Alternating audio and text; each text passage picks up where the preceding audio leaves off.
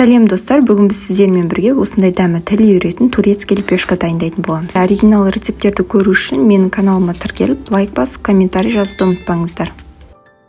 Бұл лепешканы қолмен елесеңіздер де болады. Мен термомикспен еледім. Лепешканың құрамы өте қарапайым, үйдегі бар заттармен пісіруге болады. Ең алдымен ыдысымызға 200 грамм жылы суымызды комнатный температурада құйып аламыз. 10 грамм дрожжымызды саламыз. Термомиксте болса 23 секундқа қойып 2 жылдамдыққа салып араластырып аламыз.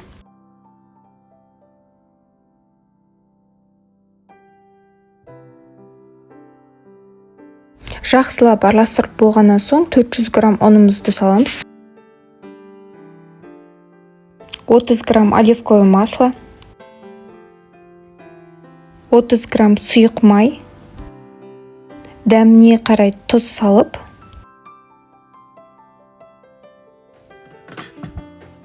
екі минут 40 секундқа салып, қамырымызды илейміз.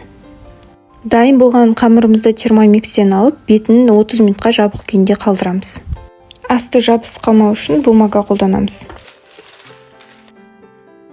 Мінекей біздің 30 минутта ашқан қамырымыз дайын болды. Ол қолымызға жабыспау себептен оливковое маслоны қолданамыз. Оливковое маслоны қолымызға жағып, қамырымызды формасына келтіреміз осылай.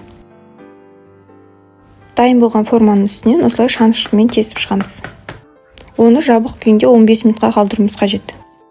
Онан соң жұмыртқаның тек қана сарысын бетіне жағып шығамыз.